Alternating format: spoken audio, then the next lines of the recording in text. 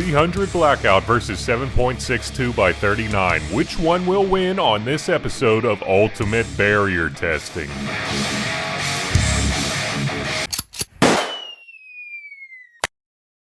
If you've seen any of my other testing videos involving the 300 Blackout, then you probably already know that it is somewhat of a subpar caliber, well, really a subpar caliber against hard targets, specifically mild steel, and I thought I'd give it another chance against the 7.62 by 39 against some other targets to see how they perform together.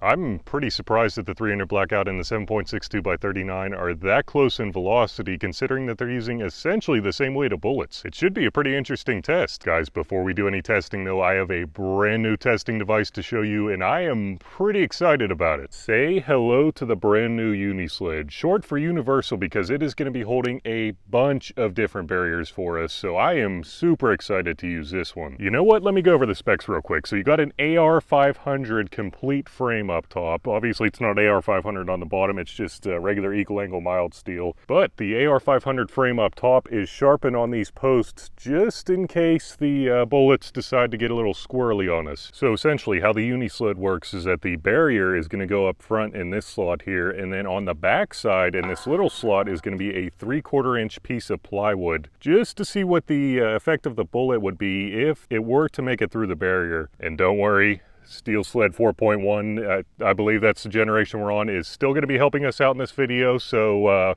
let's get to it.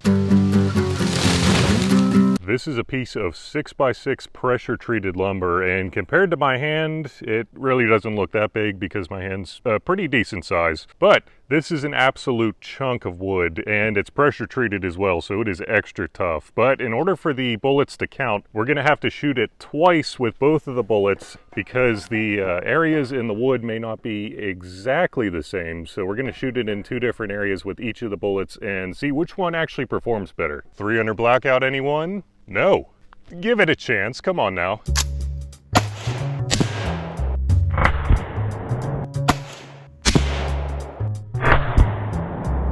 Okay, now two good shots in two different areas, as you could see. Let's see what happened to the...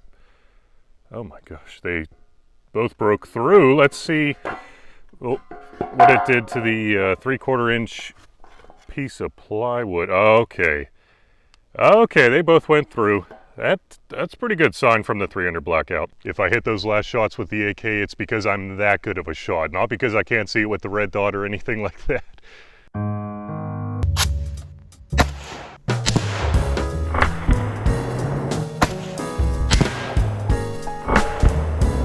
Let's see what happened here. Did I only hit it once? There's only 3 different shots here. I mean, that one looked like it kind of opened up. Let's see what happened.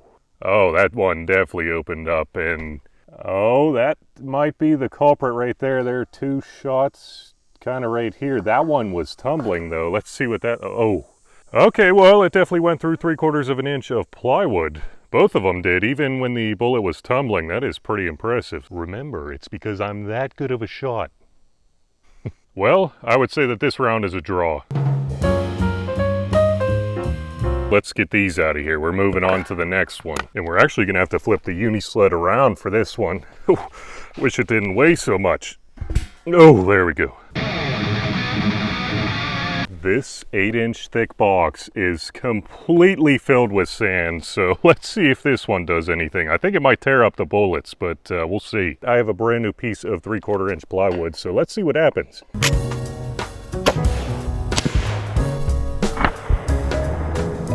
Well, I definitely need to tape the top of the box down here. As you can see, it just blew the whole top off, and it actually looked like a shower of sand. Yep, definitely shower sand, but good shot placement.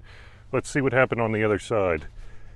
Okay, so it doesn't look like it came cleanly out. It kind of looked like it was yawing. Let's see. Well, it didn't make it through the 3/4 inch piece of plywood. Let's see if the bullet... Nope. It just impacted sideways on that piece of 3/4 inch plywood. That is pretty cool. Let's see if the bullet's on the ground anywhere. Okay guys, I think I found it laying right over here. Pretty well intact. I mean, it got smushed a little bit hitting sideways, but I don't think it had very much energy, as you could see, going to that 3/4 inch piece of plywood. Excuse me, Mr. Bug, sir, could you shut up? Thank you. Okay, now I need to top off this box and tape off the top as well, so let me do that real quick. 5 minutes later. That is what I'm talking about. I think we're good to go. And by the way, just in case you were curious, this is play sand, which is essentially the same sand that you could find at the beach. It is pretty coarse. Well, if it stacks again, then you know why.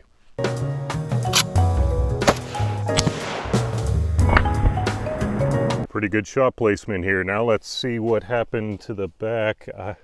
I don't see anything on the wood. I don't know what happened. Let's see. Oh my gosh. Oh my gosh.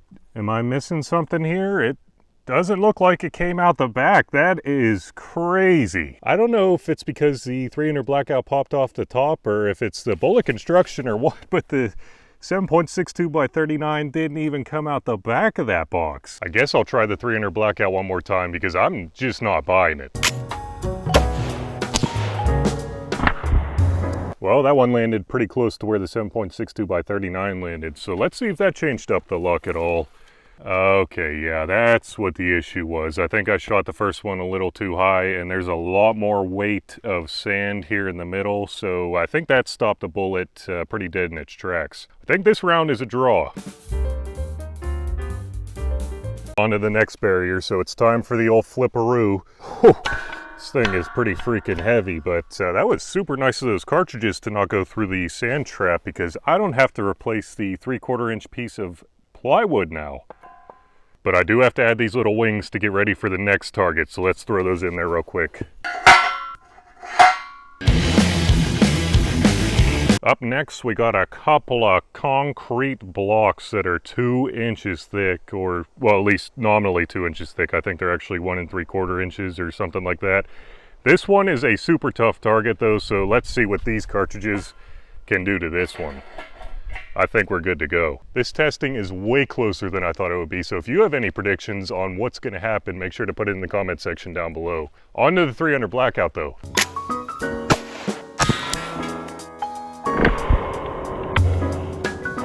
Now that was an absolutely explosive result. Just take a look at all of those pieces of concrete down there. Keep in mind that this is not reinforced concrete, but let's see what happened to that 3/4 inch piece of plywood.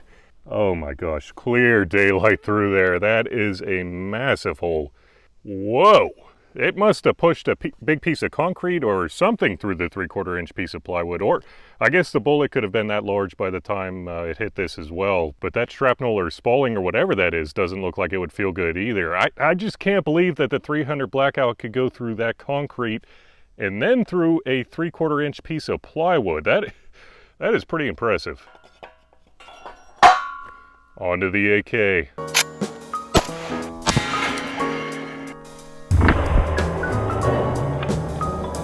Now that one was a lot more energy transfer from what I could see, and the pieces went a lot further as well, but let's see what happened. Oh my gosh, guys, you are not gonna believe this. It didn't go through. The 300 Blackout actually beat it. I don't even know what to say right now. There's a lot of spalling or fragmentation though that hit this piece of wood. Guys, I don't even know what to say right now other than the 300 Blackout somehow won that round. Freaking crazy.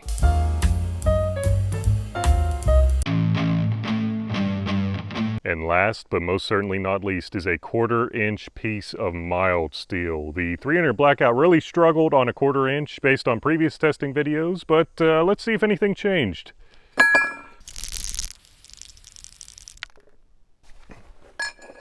All right, there we go. And I did add a piece of wood in the clamp right here so that it shouldn't be absorbing all of the force. So I really appreciate everybody who commented and recommended this. And just so you know, we are not gonna be able to fit a 3/4 inch piece of plywood behind the 1/4 inch piece of mild steel. So we're just gonna have to see which one actually penetrates deeper.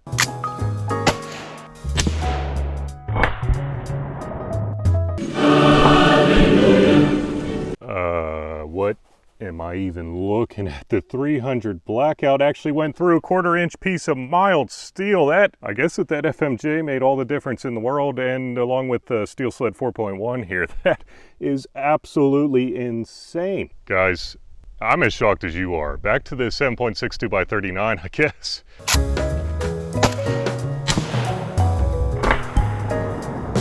Well, the 7.62 by 39 also went through. I was expecting that one. The 300 Blackout, though, come on now. I am very shocked to say it, but we are moving straight on up to 3/8 of an inch of mild steel. There is absolutely no way with this one.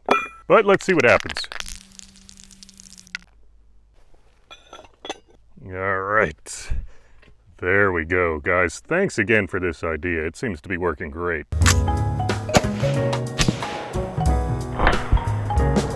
There ain't no way. It definitely did not go through. 3/8 of an inch is the end of the line for the 300 Blackout, but let's go back and shoot the 7.62 by 39 real quick. Absolutely nothing on that one either. I think you know what that means. It's time to wait a second. Honey? Yeah? Have you seen my angle grinder? No, I don't think so. Really? You haven't seen my angle grinder? No, go away. Oh, okay.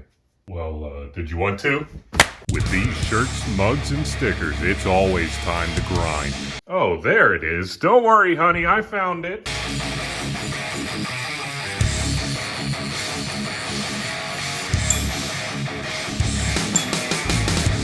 And our winner for this round, coming in at an almost respectable 208 thousandths, is the 7.62 by 39. And coming in at a measly 164 thousandths is the 300 Blackout. Wait a second, but that would mean... What we have here is a standard 6-sided die, and if it lands on odds, the 300 Blackout wins, but if it lands on evens, the 7.62 by 39 wins. So let's see what happens in 3, 2, 1. Oh, shit. And remember, don't let ballistics drive you bananas. There. How's that? Like a basketball.